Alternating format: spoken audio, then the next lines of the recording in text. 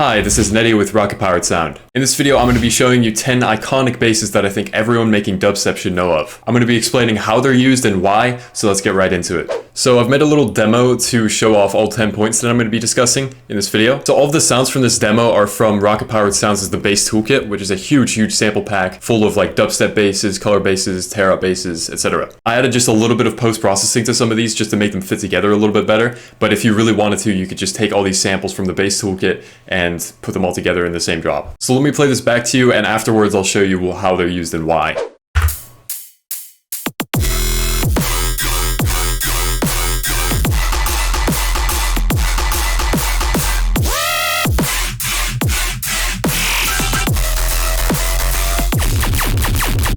Okay, cool. Let's just start from the top, right? So number one, the first bass that I think you should know of is the Yug. So this is a super simple bass, and essentially what it is it's like sustained bass, right?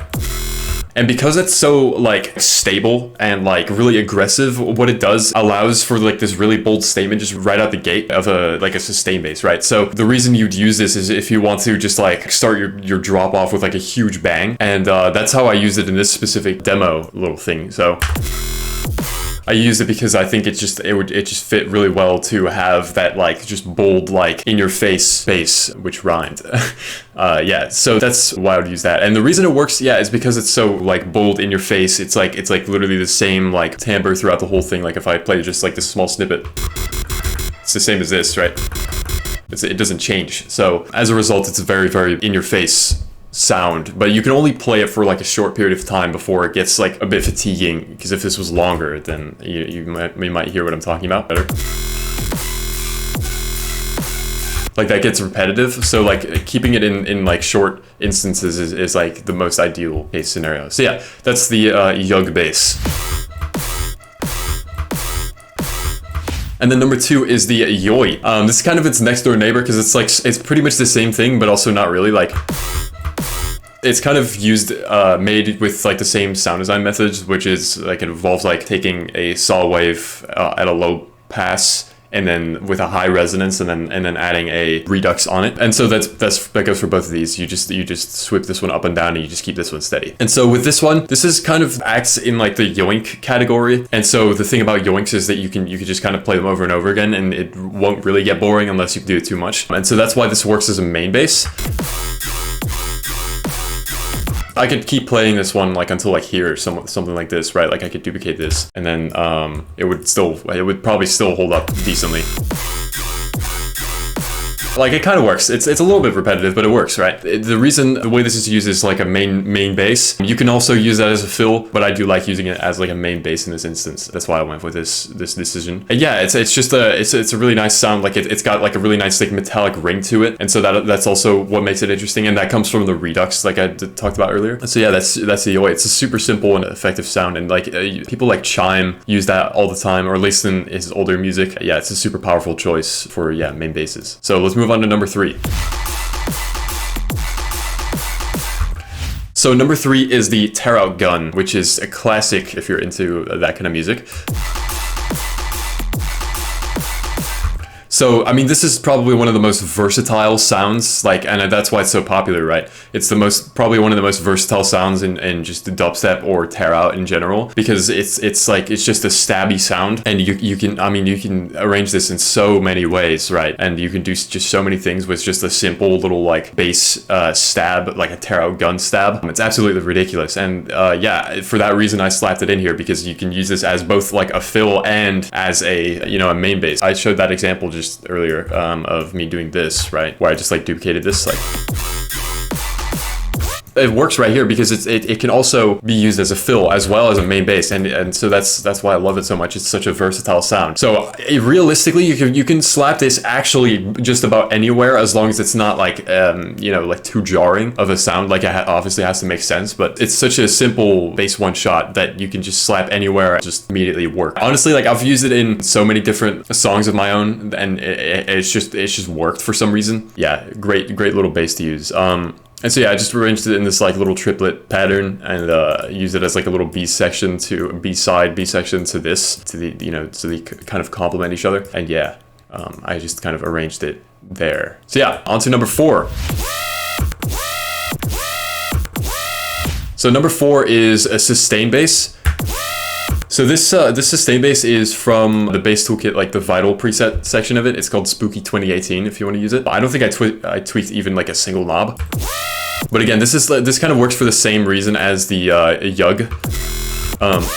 It's kind of like mirroring one another. It's just like a different sound design technique. And so yeah, it kind of works for just the same reasons as the Yug. But I think with this one, because it's got that like little vibrato, you can probably play this out for a little bit longer. So like, let's try that. Let's see what that sounds like. Yeah. That's pretty cool, right? Yeah, overall, I mean, this is again just like a super simple sound, but it's very versatile because you've got like... But again, this is a very versatile sound because it works as both a fill and as a main bass if you really wanted it to work. But yeah, like I think using it as like little fills is like a really powerful way to make use of it. And that's how I like using sustain basses most times. I don't really do like sustain main basses ever. I mean, this is just a great way to add just like that like rhythmic spice into your tracks. So yeah, let's go into the next one, which is a yoink. So again, this is another just raw preset that I don't think I touched at all, which is really, really awesome.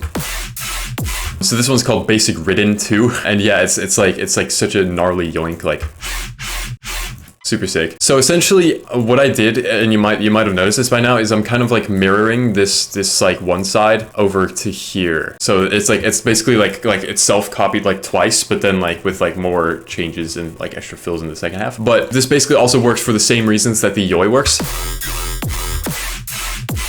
Which is that, you know, it's a quarter note. You can repeat quarter notes for quite a while before it gets boring. And yeah, this is another instance of that working.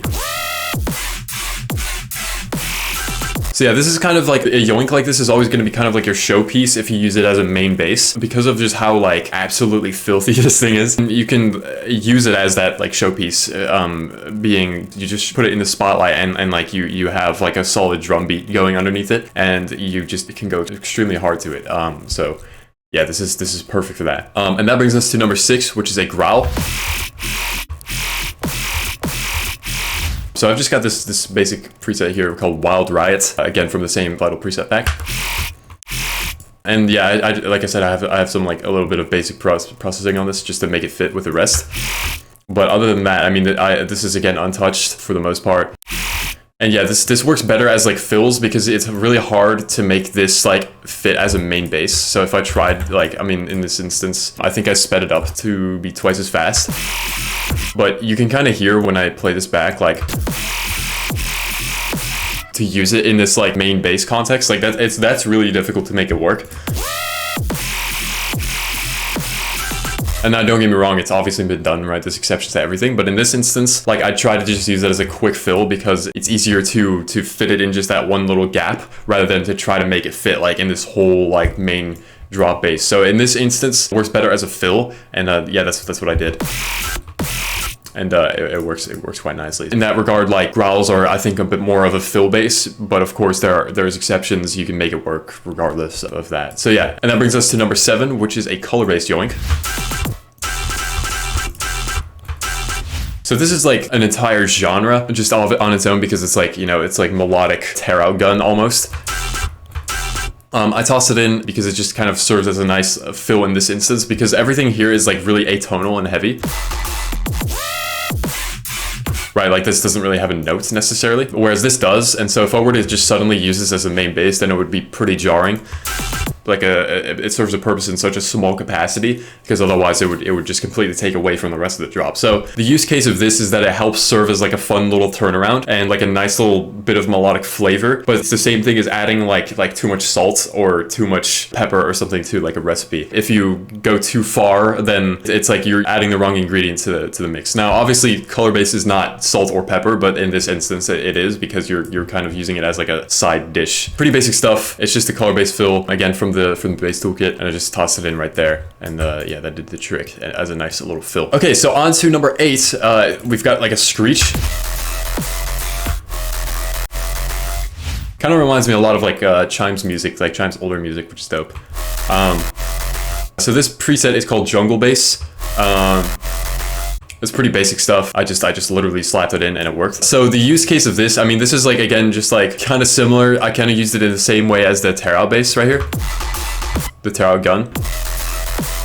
I would say this one is a little bit less versatile than the tear out gun, but I think it would also work, like this specific sound would work really well as like a sustain bass, and like if you were to extend this out, it would work well as just like if we never like did this, like it would kind of work, right? That's pretty cool, but I think it would have to have some other tweaks. But anyway, regardless, the use case of this is that like having a screechy bass just helps. Like sometimes you can kind of tune these to the key that you're in. I think this one doesn't really have that. Kind of does. Never mind. See, that's the great part about rocket powered sound presets. They have these like little knobs.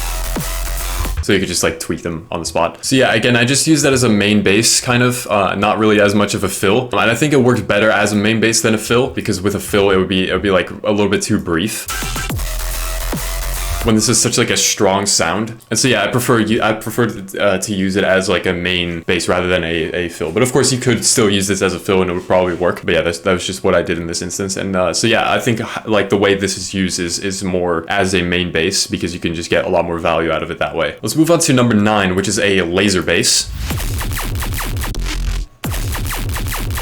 So this is just like a very bass heavy like thing that you can use, and I think it works better as fills unless you're going for that like really like low key style where you have like more minimal drums and like not as like you're not going as like hard on, you're not going as heavy. And so in this instance I use it as like I think I would consider this like part of one larger fill right here, because we have the drums also just paused right here. So I use it as a fill because it's a lot more like low end focused, because like everything after here, like what I have selected here is like all bass, right?